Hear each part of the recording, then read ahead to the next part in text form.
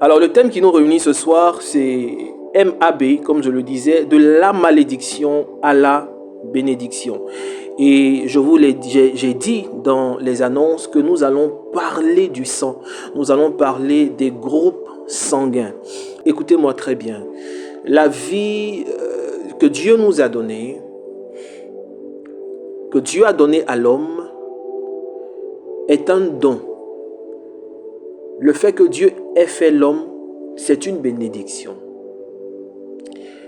Il arrive par moments des situations de la vie qui te poussent à dire mais pourquoi je suis né? Tout le monde a dit ça. Moi-même j'ai dit ça. Il y a des situations qui arrivent et tu dis mais il fallait même pas que je naisse. Si j'étais pas né, c'était mieux. Par contre, il y a certains événements qui arrivent où on est content. On voudrait que ces événements se répètent dans nos vies, n'est-ce pas? Quand les événements sont heureux, nous sommes contents. Quand nous n'atteignons pas l'objectif, nous sommes déçus. Mais ce que je voudrais que tu comprennes, c'est que le fait que tu sois en vie, c'est une bonne chose. Le fait que tu sois en vie, je vais le dire autrement, c'est une bénédiction. Tu es en vie, tu es créé, tu es fait parce que tu es le fruit de la pensée de Dieu. Malheureusement, le péché est rentré dans le monde. La désobéissance a fait que Dieu, dans son goumet, n'est-ce pas?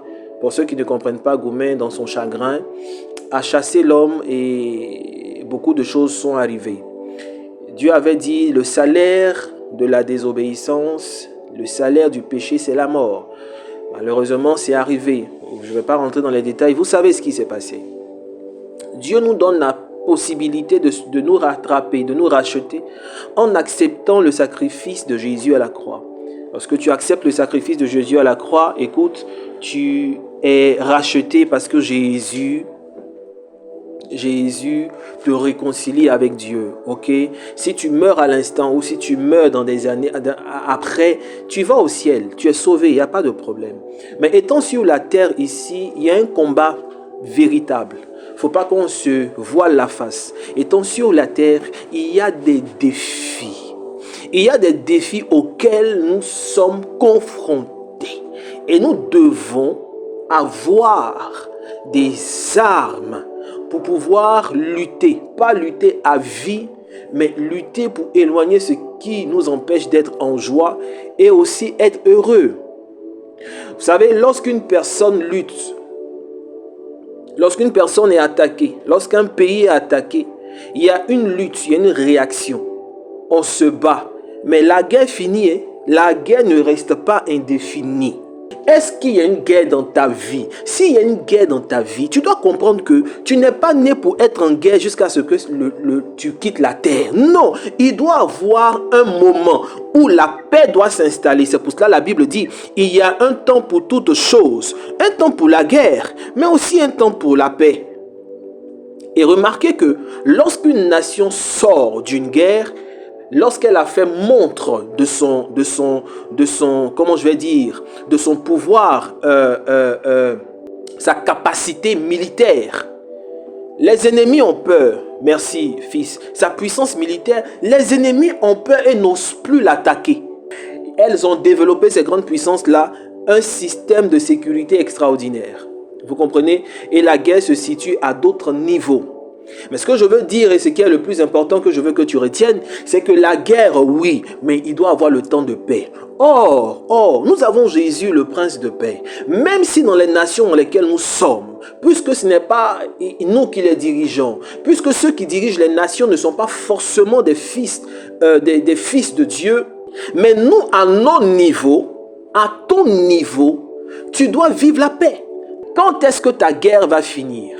Mais si ta guerre ne finit pas, ça veut dire que tes ennemis constatent que ta puissance militaire est faible. Ah, est-ce que je parle à quelqu'un? Tes ennemis remarquent que ta puissance militaire est faible. Ou ta puissance militaire pourrait être forte, mais tes ennemis ont des armes encore plus sophistiquées que toi. Comprends que c'est pour cela que Jésus, la Bible dit, que nous sommes des soldats. Et comme je dis, nous ne sommes pas des soldats que pour combattre seulement. Nous sommes des soldats pour combattre, mais nous sommes des soldats aussi pour sécuriser. Mais il y a des personnes qui sont soldats que pour combattre. Leur vie, c'est pour combattre. Non, tu dois arriver au stade où ta vie en tant que soldat, c'est pour simplement sécuriser. C'est-à-dire que ta présence dissimule les ennemis. Ta présence, c'est ça, non? Les effraie. Tu n'es pas là seulement pour te battre, mais ta présence les effraie. Alléluia. Ta présence les dissuade. Merci ma fille. De la malédiction à la bénédiction. Si, et je le répète, tu remarques que tu es toujours en guerre, c'est qu'il y a soit que tes armes ne sont pas puissantes, soit tes ennemis étudient tes stratégies et arrivent toujours à te frapper là où tu es.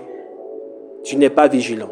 Or, la parole de Dieu nous rassure que les armes avec lesquelles nous combattons sont puissantes par la vertu du Saint-Esprit. Donc tu vois que déjà nous avons des réponses. Les armes que nous avons sont puissantes par la vertu du Saint-Esprit. Mais qu'est-ce qui se passe? Et puis ils arrivent à t'atteindre. La seule réponse, c'est que tu n'arrives pas à les utiliser. Tu n'arrives pas à les manier. J'ai dit 3 jours, mais nous allons aller au-delà de 3 jours parce qu'il y a beaucoup de choses à dire. Et je suis avec vous. Nous sommes dans ce cheminement. Des choses vont se passer. Amen. Le sang est un aimant.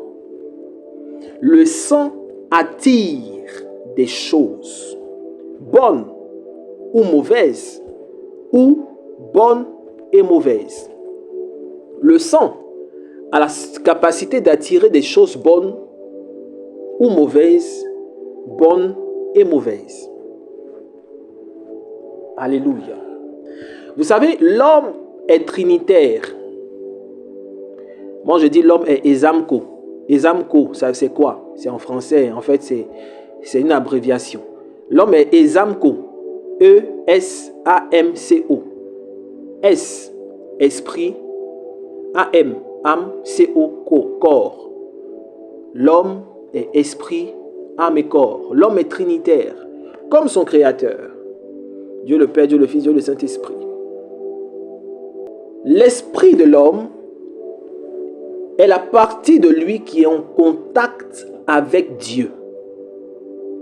L'esprit de l'homme est la partie de lui qui est en contact avec Dieu, avec le monde invisible, mais qui est réel. Le monde invisible, le monde spirituel est invisible, mais il est réel. Ce n'est pas un monde imaginaire. Je vous ai dit que les anges qu'on n'arrive pas à voir avec le corps, avec les yeux du corps, sont là. Il y a des esprits qui se promènent, là même où tu es actuellement. Là. Il y a des esprits qui sont là, qui se promènent. Mais ton corps, tes yeux corporels n'arrivent pas à les voir. En fait, ces esprits-là ont un corps céleste. Et le corps céleste est invisible aux yeux physiques. Donc, la partie de l'homme qui est en contact avec son créateur, avec le divin, si vous voulez, je vais dire cela, c'est son esprit. Le corps est la partie de l'homme qui est en contact avec la réalité visible. Donc, l'esprit est en contact avec Dieu. L'esprit de l'homme est en contact avec le monde invisible, mais qui est réel. Et son corps est en contact avec la réalité visible. C'est pour cela qu'on peut toucher les choses visibles. Et son âme est à cheval entre les deux.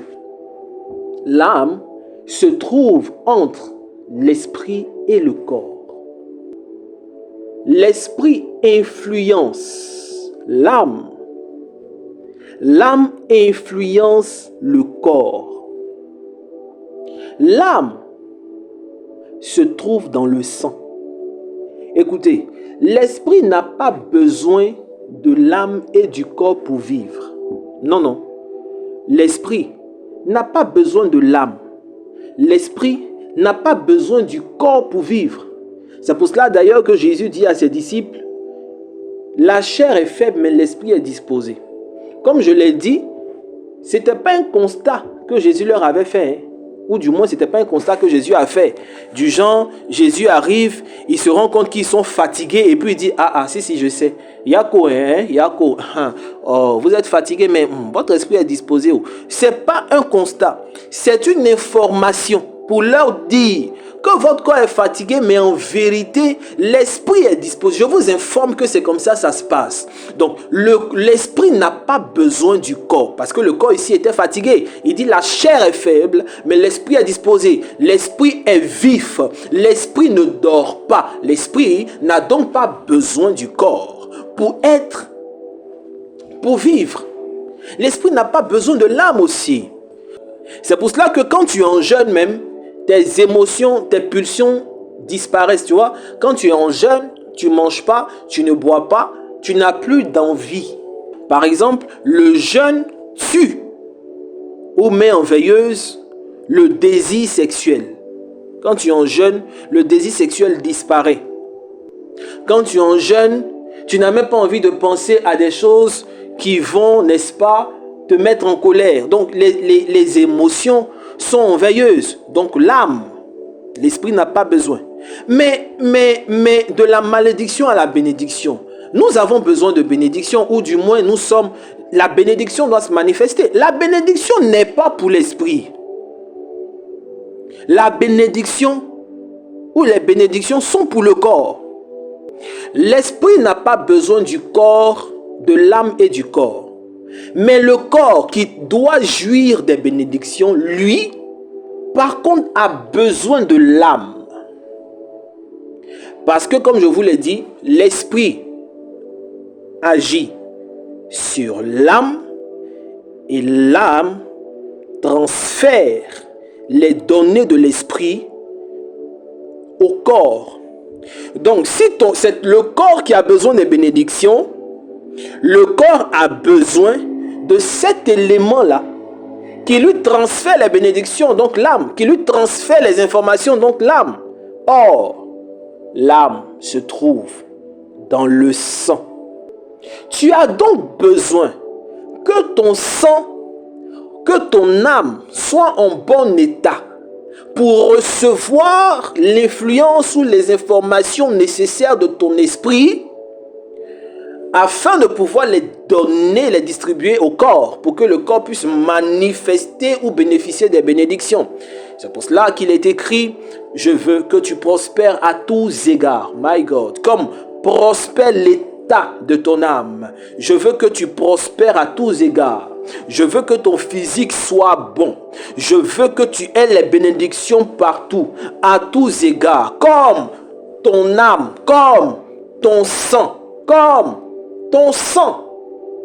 Quand on dit de la malédiction à la bénédiction, ça veut dire qu'il y a une manifestation de malédiction. Il y a une manifestation de malédiction au lieu de la manifestation de la bénédiction. Ce qui veut dire que lorsqu'il y a une manifestation de la malédiction, ton corps qui manifeste la malédiction a reçu une information ou une influence de ton âme, de ton sang. Et ton sang doit être traité. C'est pour cela que je dis que nous allons parler des groupes sanguins. C'est très très important. Mais l'âme est influencée par l'esprit. Si c'est Jésus qui a le total contrôle de ton esprit, normalement, les bénédictions de Jésus devraient être transférées à ton âme qui devrait lui aussi, sinon elle aussi, transférer à ton corps pour manifester la vie de Dieu. Mais qu'est-ce qui se passe? C'est de cela que nous allons parler durant notre programme MAB, malédiction à bénédiction. Alléluia. La malédiction a plusieurs niveaux. Il y a des limitations, il y a des maladies, il y a des liens de famille, etc., etc. Nous allons y arriver. Je te demande donc de trouver ton groupe sanguin.